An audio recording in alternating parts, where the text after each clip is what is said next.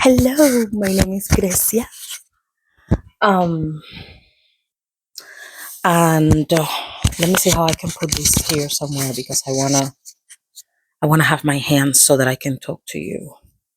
I talk with my hands. I'm Cuban. So I talk with my hands a little bit, and I hope the audio is good. Hopefully.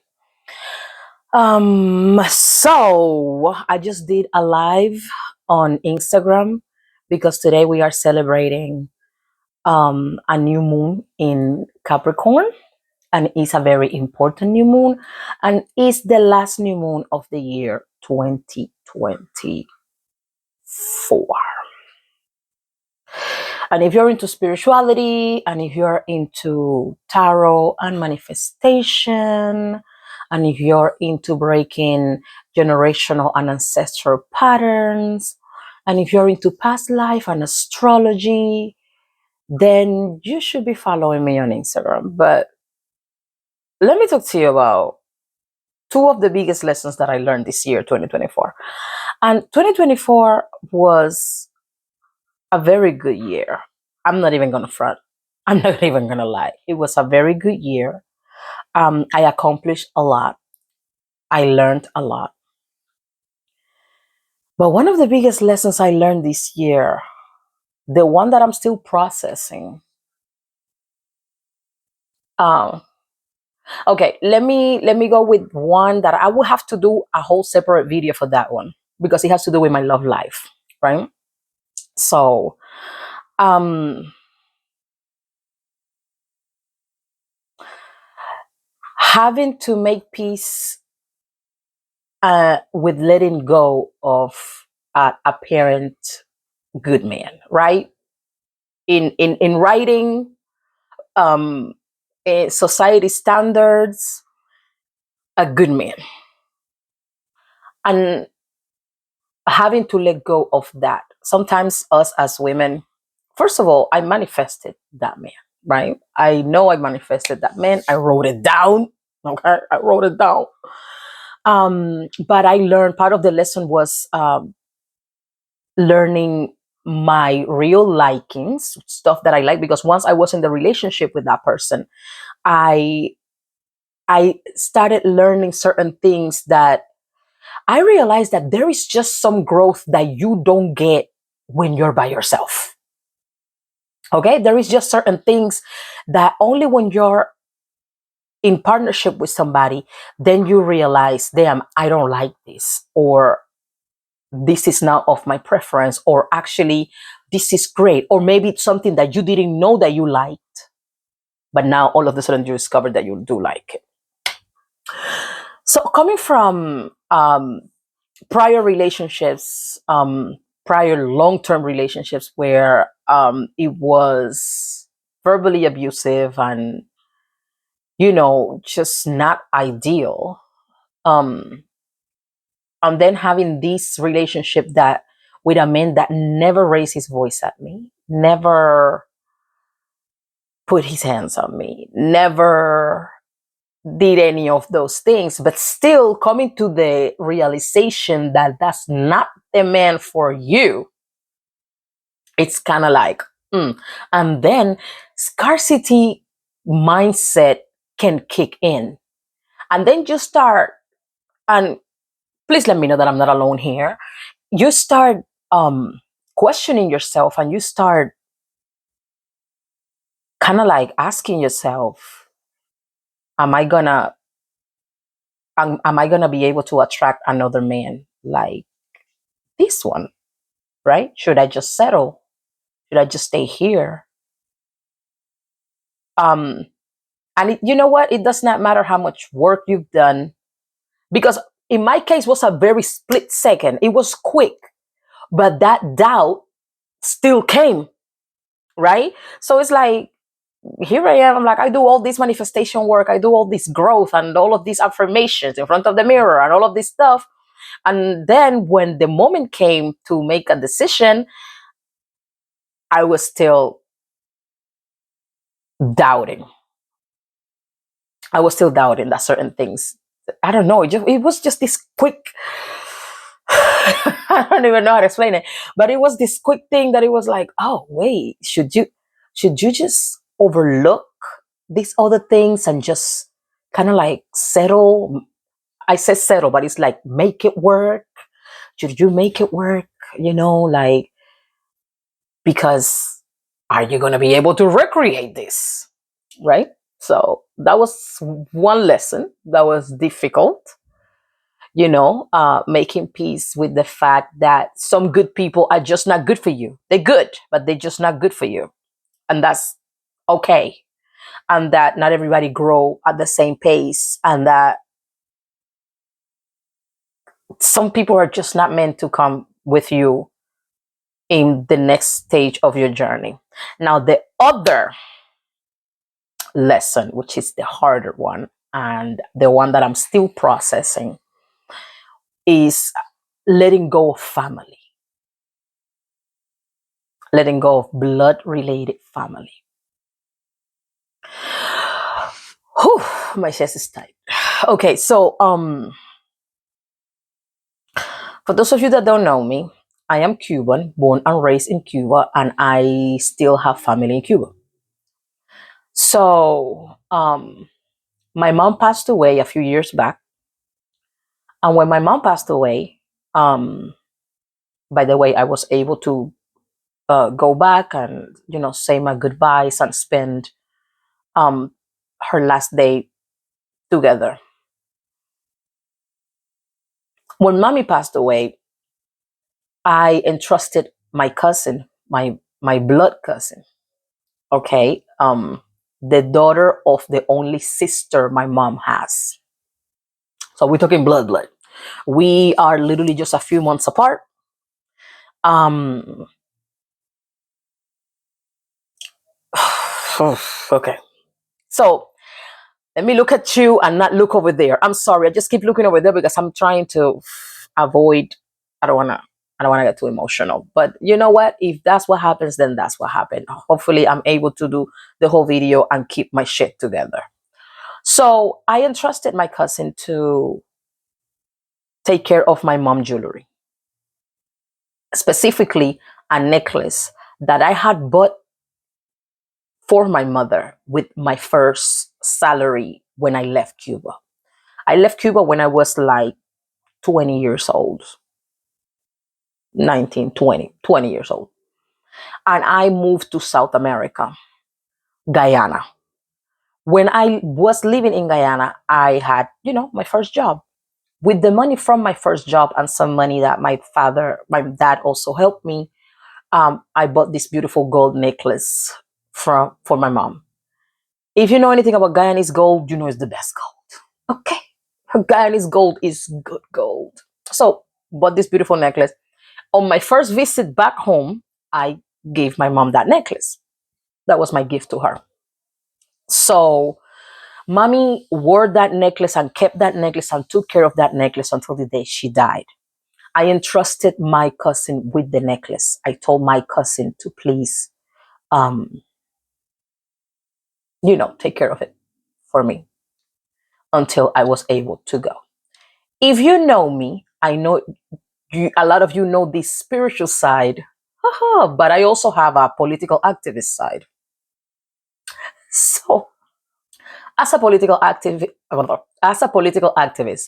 that speaks against communism and that speaks against the regime in Cuba, 64 years of dictatorship, and I'm very vocal about it.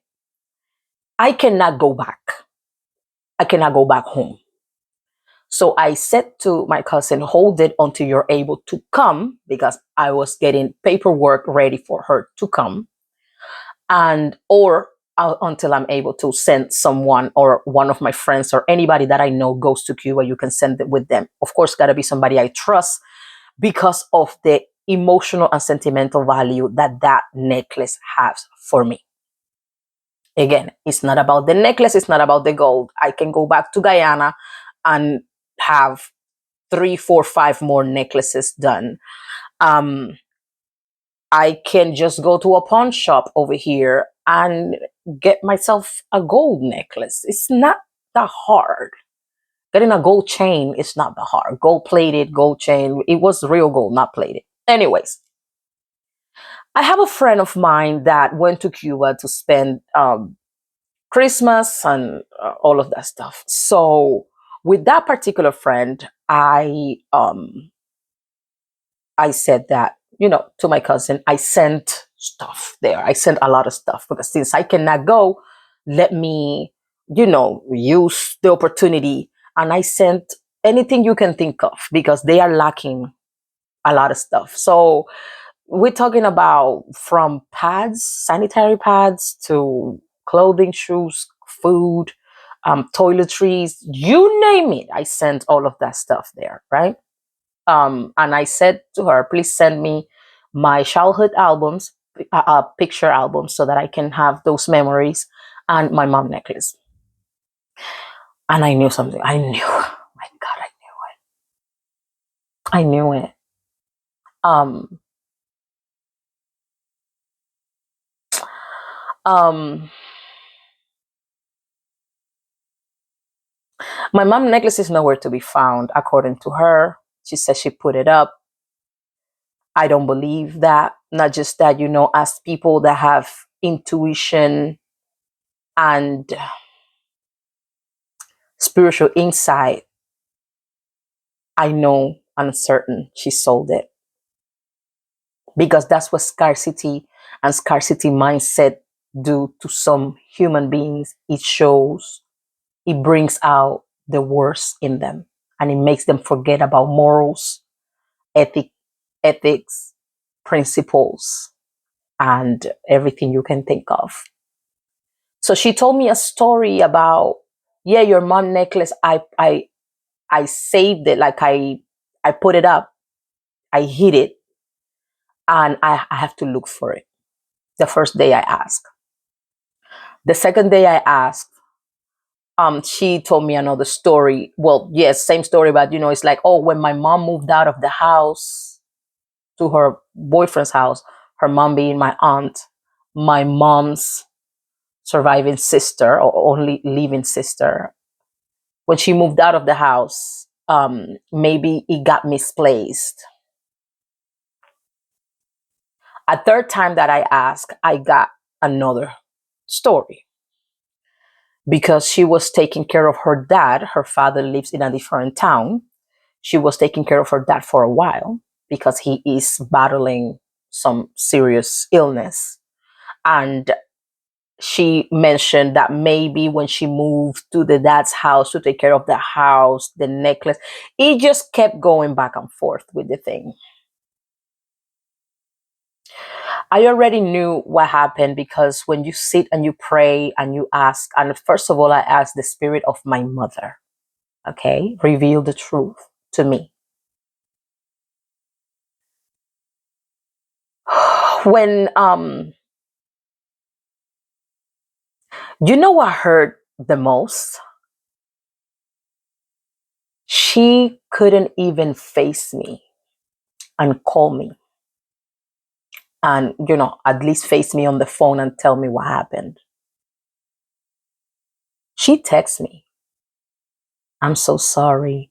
Oh, my cousin, she called me Tita. Tita, I'm so sorry.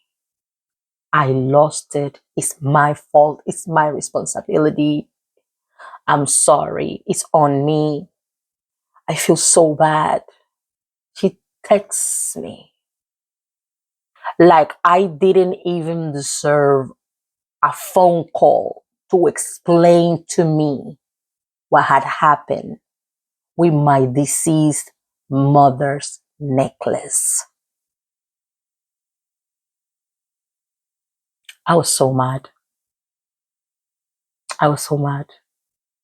I'm no longer mad. I'm disappointed. I was so mad. My blood pressure went up. Oh my God, my blood pressure was so high.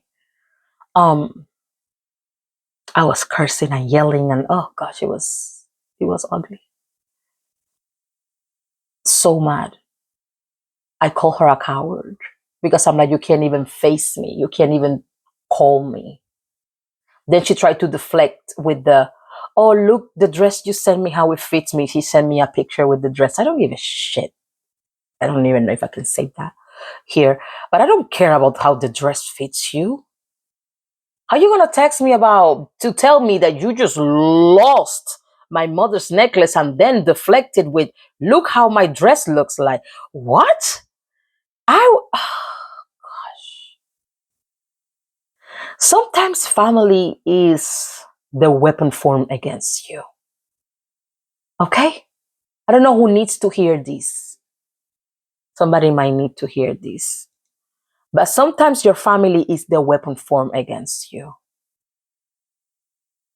Sometimes your family, they are just, they're takers. Takers will always take. Um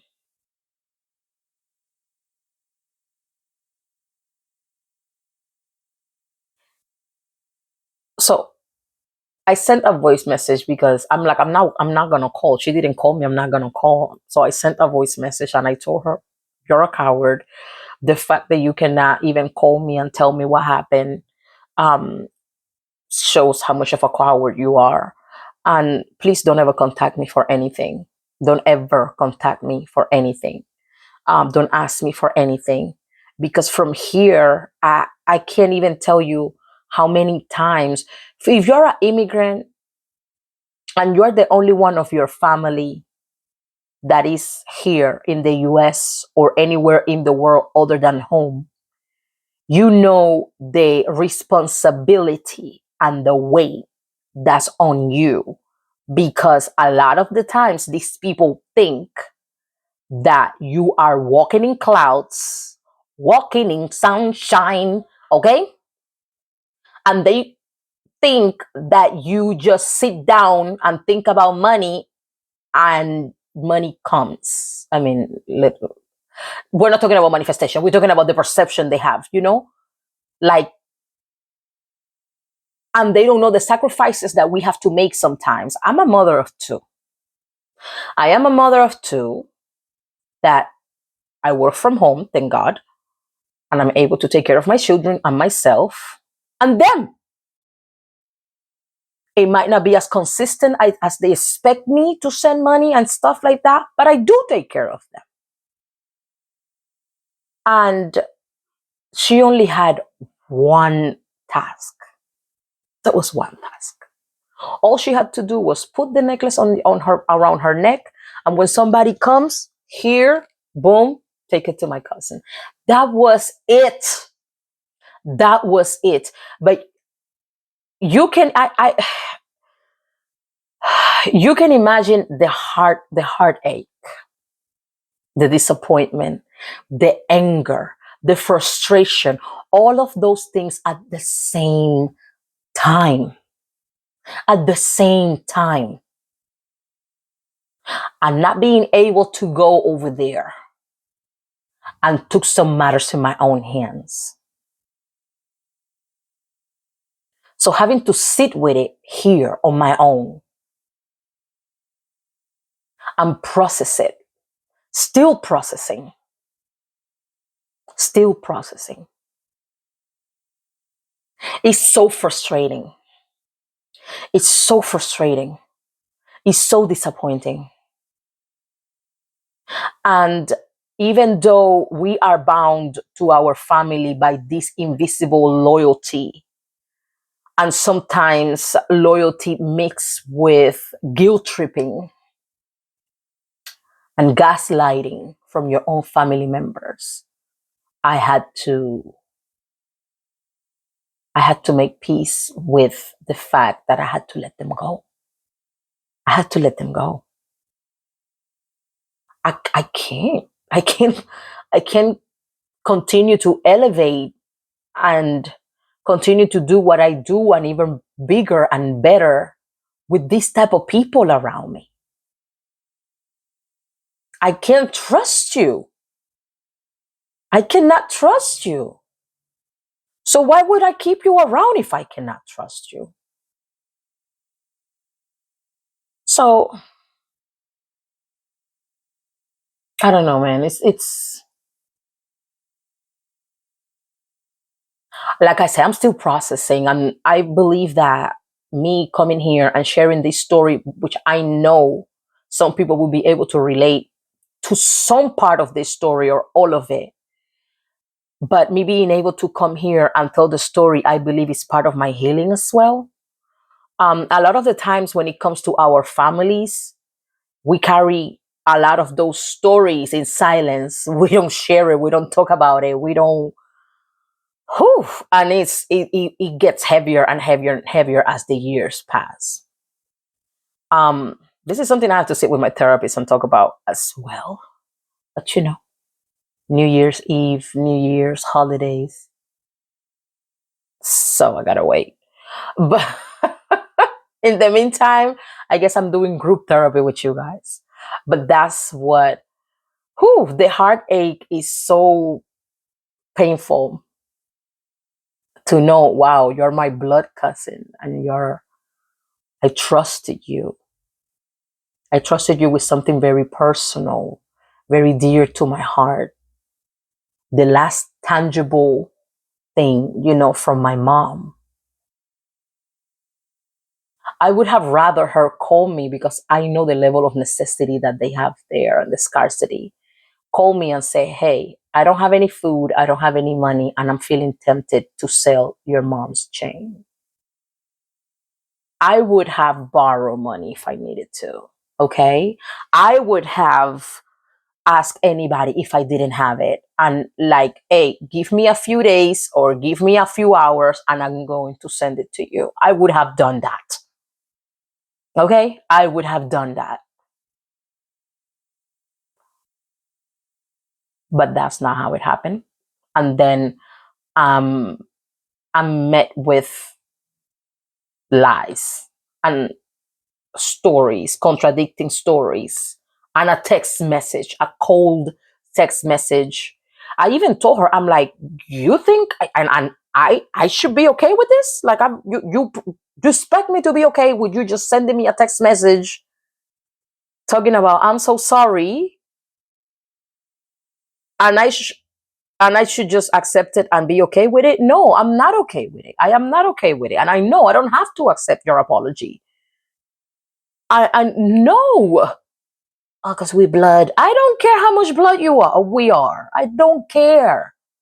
I don't have to accept your apology. I don't. I don't. I don't. You know what I can do? I can just create distance because I don't want to be around people like that. They don't fit where I'm going. She has her own journey that she has to deal with, and I cannot continue to be there to bail her out her own karma. I can't. So I. That's that's what happened and that's what I've been dealing with and that's what I came here to share with you. And if you can relate to any of the stuff that I just shared with you, comment below and let me know. um have you had any situation happen with your family?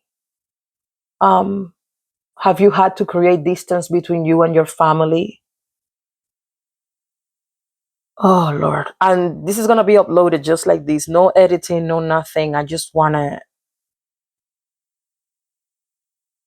to share this. I just wanted to share this. And just like I'm sharing this, I'm going to share some more things about just my daily life and how it is to be a spiritualist working from home and a little bit of the behind the scenes stuff and just talk to you guys. Collective therapy. Anyways, Happy New Year.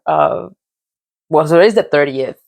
Most likely I'll do another video tomorrow. Let's see how things go. But literally, I'm grateful that I can have this platform to share things and spend some time with you guys in the midst of my busy life and schedule. But let me know what you think. Let me know what you think about this, and I'll see you in the next video.